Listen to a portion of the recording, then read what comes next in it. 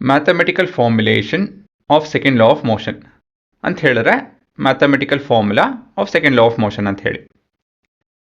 ಮೊದಲೇದಾಗಿ ನಮ್ಮ ಸಿಚುವೇಶನ್ನ ಡಿಸ್ಕ್ರೈಬ್ ಮಾಡ್ಕೊಬೇಕಾಗುತ್ತೆ, ವರ್ಣಿಸ್ಬೇಕಾಗುತ್ತೆ. ಏನದು?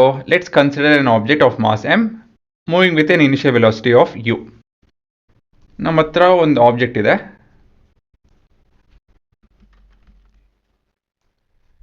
That's of mass m. It has an initial velocity of u. u is equal to x meter per second. Let F be the force applied for time t. ಇದ್ರ ಮೇಲೆ ನಾವು ಇವಾಗ ಫೋರ್ಸ್ ಅಪ್ಲೈ ಮಾಡ್ತಾ ಇದ್ದೀವಿ for time t. Force ಅಲ್ವಾ? ನೋಡಿ ಇಲ್ಲಿ ಮೇಲ್ಗಡೆ ಬರ್ದಿನಲ್ಲ, for 0 seconds this is the initial condition ಅಲ್ವಾ? Between 0 to t we are applying a force. After t ಅದನ್ನು ಯೋಚನೆ ಮಾಡೋಣ, ಅದೇನು ಅಂತ ಹೇಳೋಣ. Resulting in a uniform acceleration. ಈ ಫೋರ್ಸ್ ಅಪ್ಲೈ ಮಾಡ್ತೀವಲ್ಲ, ಹಾಗಾಗಿ it will result in a acceleration. ಸರಿನಾ? ಅದಾದಮೇಲೆ ನಾವು ಏನು ಫೋರ್ಸ್ ಅಪ್ಲೈ ಮಾಡ್ತಿಲ್ಲ, ಹಾಗಾಗಿ it will move in a constant velocity. ಇದೆ ನಿಮ್ಮ ಸಿನಾರಿಯೋ. ಇವಾಗ ಮತ್ತೆ ಮುಂದಕ್ಕೆ ಏನು ಮಾಡಬೇಕು? V need to get an expression for rate of change of momentum. ಇಲ್ಲಿ ಬರಿತೀನಿ ನೋಡಿ, rate of change of momentum ಬಗ್ಗೆ ಬರೀಬೇಕಾಗುತ್ತೆ. ರೇಟ್ ಅಂತ ಹೇಳಿದ್ರೆ ಡಿವೈಡೆಡ್ ಬೈ ಟೈಮ್. ಓಕೆ.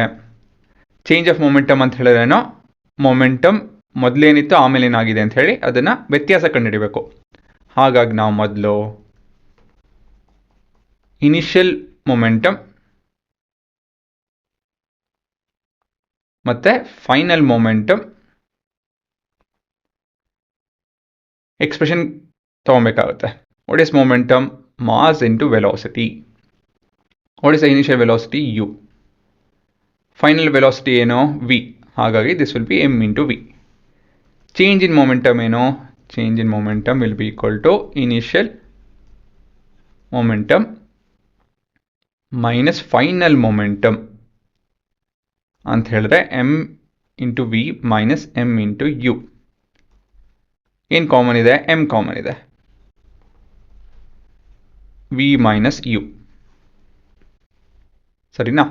ಮುಂದಿನ expression rate of change in momentum ಅಂತ ಹೇಳಿದ್ರೆ change in momentum divide by t, which is m into v minus u divide by t.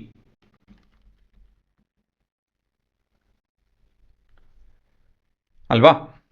ಆದರೆ we know that ಏನಂತ ಹೇಳಿ, we know that a is equal to v minus u by t or p minus u by t is equal to a. ಹೇಗೆ ಬಂತಿದೋ? From the formula v is equal to u plus at ಅಲ್ವಾ? ಇದೆಲ್ಲಿಂದ ಬರ್ತಿದೋ? Equations of ಮೋಷನಿಂದ ಬರುತ್ತಿದ್ದು. ಇದನ್ನು ನಾವು ಇವಾಗ substitute ಮಾಡ್ತಾ ಇದ್ದೀವಿ ಅಂತ ಹೇಳಿದ್ರೆ v minus u divide by t ಬದಲಾಗಿ a ಅಂತ ಬರಿತೀವಿ. ಹಾಗಾಗಿ rate of change in momentum is equal to m into a. ಇದು ನಿಮ್ಮ ಈಕ್ವೇಷನ್. ಸರಿನಾ? ಮತ್ತೊಂದು, as per second law of motion, as per second law of motion ಏನು ಹೇಳ್ತದೋ? ಏನು ಹೇಳುತ್ತೆ ಅಂತ ಹೇಳಿದ್ರೆ rate of change in momentum is proportional to force ಅಂತ ಹೇಳಿ ಹೇಳುತ್ತೆ ಅಲ್ವಾ? ಇದನ್ನು ಎಕ್ಸ್ಪೆರಿಮೆಂಟಲ್ಲಿ ಥ್ರೂ ಅಬ್ಸರ್ವ್ ಮಾಡಿದ್ರಿ.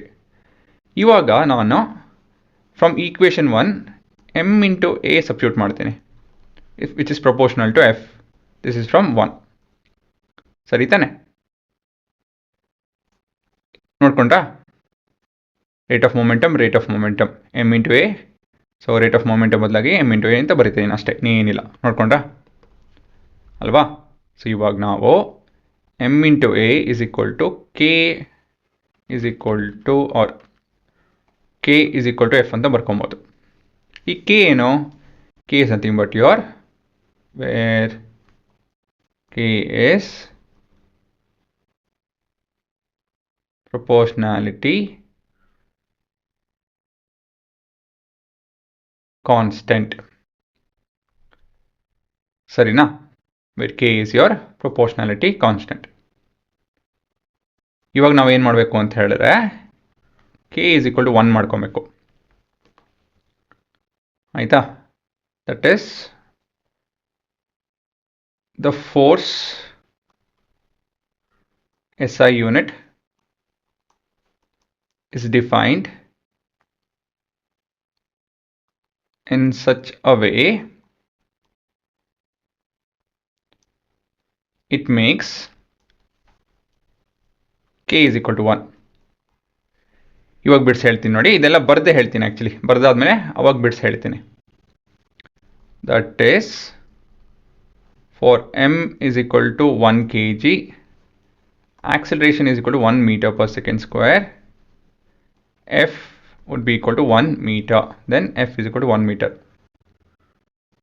ಇವೆಲ್ಲ 1 ಮಾಡ್ತು ಅಂತ ಹೇಳಿದ್ರೆ ಇದು 1 ಮಾಡಂಗೆ ನಾವು ಡಿಫೈನ್ ಮಾಡಿದ್ವಿ, ಸರಿನಾ?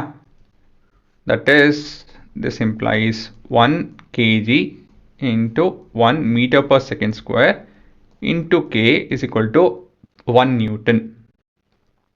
1 kg 1 meter per second square into K is equal to 1 Newton. ಹಾಗಾಗಿ ಅಂತ ಹೇಳ್ಬೋದು ನಾನು, therefore K is equal to 1. ಇವಾಗ ಹೇಳ್ತೀನಿ ನೋಡಿ. ಪ್ರೊಪೋರ್ಷನಾಲಿಟಿ ತೆಗೆದಾಗ ನಿಮ್ಗೊಂದು ಪ್ರೊಪೋರ್ಷನಾಲಿಟಿ ಕಾನ್ಸ್ಟೆಂಟ್ ಸಿಗುತ್ತೆ. ಅದು ಹೇಗೆ ಅಂತ ಹೇಳಿದ್ರೆ, ನೀವು ಪ್ರೊಪೋರ್ಷನಾಲಿಟಿ ಕಾನ್ಸೆಪ್ಟ್ ಬೇಸಿಕ್ಸ್ ನೋಡಿ ನಿಮ್ಗೆ ಗೊತ್ತಾಗುತ್ತೆ ಏನಕ್ಕೆ ಬರ್ತದೆ ಏನೋದು ಅಂತ ಹೇಳಿ. ಇವಾಗ ಈ ಕೆ ವ್ಯಾಲ್ಯೂ ನಾವು ಏನು ಮಾಡಿದ್ದಾರೆ ಅಂತ ಹೇಳಿದ್ರೆ, ಈ ಯೂನಿಟ್ ಆಫ್ ಫೋರ್ಸ್ ಇದೆಯಲ್ಲ ಅದನ್ನು ಹೇಗೆ ಡಿಫೈನ್ ಮಾಡಿದ್ದಾರೆ ಅಂತ ಹೇಳಿದ್ರೆ, so that it will be equal to 1 when m and a is 1. ಇದು 1 ಇದು 1 ಇದು 1 ಇವೆಲ್ಲ 1 ಆಗಬೇಕು ಅಂತ ಹೇಳಿದ್ರೆ ಕೆ ವ್ಯಾಲ್ಯೂ ಏನಿರಬೇಕು, 1 ಇರಬೇಕು ಅಲ್ವಾ? ಇನ್ಯಾವ ಸಾಧ್ಯತೆಯೂ ಇಲ್ಲ. ಇವೆಲ್ಲ 1 ಇತ್ತು ಅಂತ ಹೇಳಿದ್ರೆ ಹಾಗಾಗಿ ಕೆ ವ್ಯಾಲ್ಯೂ 1 ಆಗ್ತದೆ. ಅದಕ್ಕೆ ಇಲ್ಲಿ ಈ ಥರ ಶುರು ಮಾಡ್ಕೊಬೇಕಾಗುತ್ತೆ. The forces SI unit is defined in such a way that it makes K is equal to 1. That is, for m is equal to 1 kg, if we have a mass of 1 kg, 1 kg ತೂಕದ ಒಂದು ವಸ್ತು ಇತ್ತು ಅಂತ ಹೇಳಿದ್ರೆ ಅದನ್ನು ನಾವು 1 meter per second square accelerate ಮಾಡ್ತು ಅಂತ ಹೇಳಿದ್ರೆ, ಈ ಫೋರ್ಸ್ ಯಾವ ಫೋರ್ಸ್ ಇದೆ ಆಕ್ಸಿಲರೇಟ್ ಮಾಡುತ್ತೋ ಅದು 1 ನ್ಯೂಟನ್ ಇರಬೇಕು ಅಂತ ಹೇಳಿ, ಸರಿನಾ? ಗೊತ್ತಾಯ್ತಾ? ಈ ಥರ ಡಿಫೈನ್ ಮಾಡಿದರೆ 1 kg ವಸ್ತು ನಾವು 1 meter per second square accelerate ಮಾಡ್ತು ಅಂತ ಹೇಳಿದ್ರೆ ಆ ಫೋರ್ಸು 1 ನ್ಯೂಟನ್ ಅಂತ ಹೇಳಿ ಡಿಫೈನ್ ಮಾಡಿಬಿಟ್ಟಿದ್ದಾರೆ. ಹಾಗಾಗಿ ಕೆ ವ್ಯಾಲ್ಯೂ 1 ಆಗೋಗುತ್ತೆ. ಕೆ ವ್ಯಾಲ್ಯೂ 1 ಆಯಿತು ಅಂತ ಹೇಳಿದ್ರೆ this implies force is equal to mass into acceleration. ಯಾಕಂದರೆ 1 into m into a will be m into a itself, ಸರಿ ತಾನೆ? 1 into anything is the same thing. So ಇದೇ ನಿಮ್ಮ derivation, ಸರಿನಾ? ಈ ಕೊನೆಯ ಭಾಗ ಸ್ವಲ್ಪ ನಿಮಗೆ ತೊಂದರೆ ಕೊಡ್ಬೋದು, ಏನಿಲ್ಲ. ಎಮ್ಮು ಎ ಎಫ್ 1 ಮಾಡ್ತು ಅಂದರೆ ಕೆ 1 ಆಗಲೇಬೇಕು, ಯಾಕಂದರೆ 1 ಇಂಟು 1 ಇಂಟು 1 ಇಸ್ 1 ಅಲ್ವಾ? ಅಷ್ಟೇ, ಇನ್ನೇನಿಲ್ಲ. ಮ್ಯಾಥಮೆಟಿಕಲಿ ಅಷ್ಟೇ. ಸ್ವಲ್ಪ ಇದನ್ನು ಬಿಡಿಸಿ ಹೇಳಬೇಕು ಈ ಥರ ಅಂತ ಹೇಳಿ. ಇದು ನಿಮ್ಮ ಡಯಾಗ್ರಾಮ್, ಆಯಿತಾ? ಇವಾಗ ಮತ್ತೊಂದು ಸತಿ ನೋಡೋಣ. ಮೊದಲು ನೀವು ಸಿಚುವೇಶನ್ ಅದನ್ನು ಬಿಡಿಸಿ ಹೇಳಬೇಕು. ಅದರ ತಕ್ಕಂತೆ ಒಂದು ಚಿತ್ರ ಬಿಡಿಸ್ಕೊಂಡು ಅದಾದಮೇಲೆ ಇನಿಷಿಯಲ್ಲು ಫೈನಲ್ ಮೊಮೆಂಟಮ್ ಕಂಡುಹಿಡಬೇಕು. ಏನಕ್ಕೆ ಅಂತ ಹೇಳಿದ್ರೆ ನಾವು rate of change of momentum ಬೇಕಾಗುತ್ತೆ ನಮಗೆ. ಚೇಂಜ್ ಇನ್ ಮೊಮೆಂಟಮ್ ಅಂತ ಹೇಳಿದ್ರೆ final momentum minus initial momentum. So rate of change in momentum is change in momentum divided by time, ಸರಿನಾ?